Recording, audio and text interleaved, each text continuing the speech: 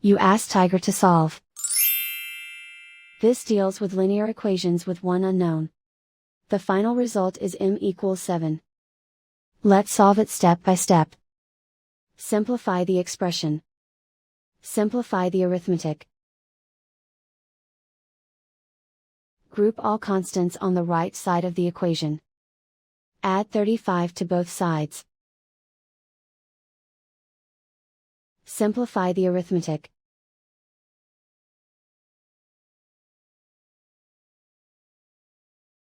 Isolate the m. Divide both sides by 5. Simplify the fraction. Find the greatest common factor of the numerator and denominator. Factor out and cancel the greatest common factor.